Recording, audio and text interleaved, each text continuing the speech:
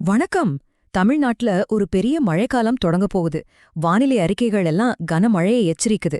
வரப்போற சில நாட்கள் ஏன் இதுல முக்கியம், இதுக்கு பின்னால் இருக்கிற அறிவியல் என்னன்னு இந்த பகுதியில நாம ஆழமா பார்க்கலாம்.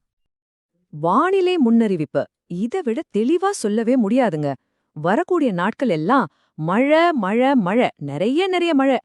நாம ஏதோ லேசான தூறலை பத்தி பேசல, இது ஒரு பெரிய ரொம்ப முக்கியமான வானிலை நிகழ்வோட ஆரம்பம். அப்படின்னா இந்த திடீர் கனமழைக்கு என்ன காரணம்? இது ஏதோ சும்மா நடக்கிற விஷயம் இல்ல. இதுக்கு பின்னாடி ஒரு குறிப்பிட்ட வானிலை அமைப்பு வேலை செஞ்சுட்டு இருக்கு. இந்த மழையை இயக்குறது ஒன்னு இல்ல, ரெண்டு சக்தி வாய்ந்த காற்று சுழற்சிகள். இதுதான் இங்க ரொம்ப சுவாரஸ்யமான விஷயம். ஒன்னு அரபிக்கடல் பக்கத்துலயும், இன்னொன்னு ஆந்திரா கடற்கரை ஓரமாவும் இருக்கு. இந்த ரெண்டு சிஸ்டமும் சேர்ந்து ஒரு பெரிய மஷின் மாதிரி வேலை செஞ்சு மாநிலம் முழுசும் ஈரப்பதத்தை உள்ள இழுத்து இந்த பரவலான மழைய உருவாக்குது. சரி, இன்னைக்கு அதாவது அக்டோபர் 12ஆம் தேதி இந்த மழை அலைகள் நம்ம மாநிலம் முழுசும் எப்படி பயணிக்க போகுதுன்னு பார்க்கலாம் வாங்க. காலையில 11 மணிக்கு கன்னியாகுமரியில ஸ்டார்ட் ஆகுற மழை மதியத்துக்குள்ள தென் மாவட்டங்கள், மேற்கு தொடர்ச்சி மலை பகுதிகளில் கனமழையா மாறும். அப்புறம் பாருங்க, சாயங்காலம் ஒரு 3-4 மணி வாக்குல இது அப்படியே மதுரை, திருச்சி, கோவைன்னு சென்ட்ரல் மாவட்டங்களுக்கு நகரும். கடைசியா ராத்திரி 10 மணிக்கு மேல இந்த சிஸ்டம் கடற்கரை பக்கம் வந்து சென்னையிலிருந்து டெல்டா பகுதிகள் வரைக்கும் மழையை கொடுக்கும். சுருக்கமா சொல்லணும்னா, இன்னைக்கு கனமழையோட முக்கிய தாக்கம் தென் மாவட்டங்கள், மேற்கு மாவட்டங்கள், அப்புறம் திருச்சி, வேலூர் மாதிரியான உள் மாவட்டங்கள்ல அதிகமா இருக்கும். கடலோர மாவட்டங்களுக்கெல்லாம் நள்ளிரவுக்கு மேலதான் மழை தீவிரமாகும். இன்னைக்கு மழைய பத்தி பார்த்தாச்சு. ஆனா கதை இதோட முடியல. வரப்போற வாரம், குறிப்பா நம்ம எல்லாருக்கும் முக்கியமான தீபாவளி சமயத்துல வானிலை எப்படி இருக்க போகுதுன்னு பார்க்கலாம். நாளைக்கு மழை இன்னும் அதிகமாக போகுது. இன்னைக்கு சில இடங்கள்ல லேட்டா ஆரம்பிக்கிற மாதிரி இல்லாம நாளைக்கு மத்தியத்துல இருந்தே மாநிலத்தோட எல்லா மாவட்டங்கள்லயும் மழை பெய்ய ஆரம்பிச்சிடும். இன்னைக்கு மிஸ் ஆன டெல்டா பகுதிகளுக்கும் நாளைக்கு மதியமே மழை வந்துடும். எல்லாரும் கேக்குற முக்கியமான கேள்வி, தீபாவளிக்கு மழை இருக்கா? ஆமாங்க, இருக்கு.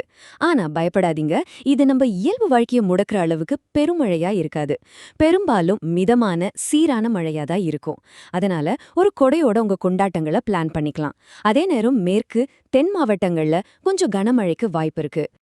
சரி, இந்த மழை ஏன் இத்தனை நாள் நீடிக்க போகுது? இதுக்கு பின்னாடி இருக்கிற உண்மையான அறிவியல் காரணம் என்ன? இதுக்கு பதில் பருவமழைகளோட ஒரு பெரிய சந்திப்புல இருக்கு.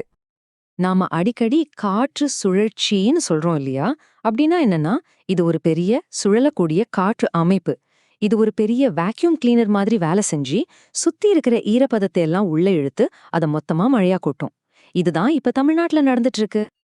இப்போ நாம பார்க்க போறதுதான் இந்த முழு விளக்கத்தோட மிக முக்கியமான கட்டம். தமிழ்நாடு இப்போ 2 பருவமழைகளுக்கு நடுவுல ஒரு வரலாற்று சிறப்புமிக்க மாற்றத்துல இருக்கு. நாம இப்போ அனுபவிக்கிறது தென்மேற்கு பருவமழையோட கடைசி கட்டம். அக்டோபர் 16ஆம் தேதி வரைக்கும் இது தொடரும். அதுக்கப்புறம் காத்தோட திசை மாறி கிழக்குல இருந்து வீச ஆரம்பிச்சு அக்டோபர் 18-19 வாக்குல வடகிழக்கு பருவமழை அதிகாரப்பூர்வமா தொடங்கும். இந்த மாற்று காலம்தான் இந்த தொடர் மழைக்கு முக்கிய காரணம். இந்த தேதிகளை நல்லா கவனிங்க.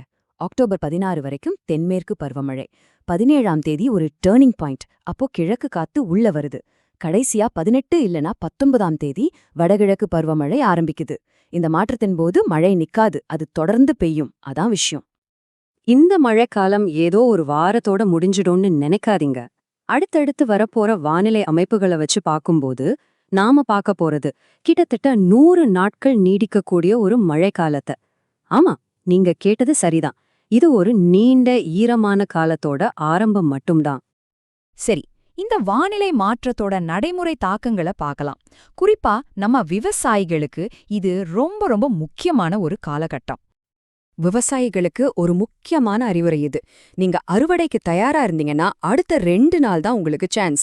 காலையில கிடைக்கிற வெயில பயன்படுத்தி வேலைய வேகமா முடிச்சிடுங்க. ஏன்னா அக்டோபர் 17ஆம் தேதி கிழக்கு காத்து உள்ள வந்த பிறகு காலையில இருந்தே மழை பெய்ய ஆரம்பிச்சிடும். அதுக்கப்புறம் உங்களுக்கு இடைவெளி கிடைக்கிறது ரொம்ப கஷ்டம். நாம ஒரு பெரிய வானிலை மாற்றத்தோட வாசல்ல நிக்கிறோம். தென்மேற்குல இருந்து வடகிழக்கா பருவநிலை மாறும்போது அது வெறும் மழைய மட்டும் கொண்டு வரல, அது நம்மளோட தயாரிப்பையும் சோதிக்குது. இந்த நீண்ட மழைக்காலத்தை எதிர்கொள்ள நாம உண்மையிலேயே தயாரா இருக்குமா? யோசிக்க வேண்டிய விஷயம்.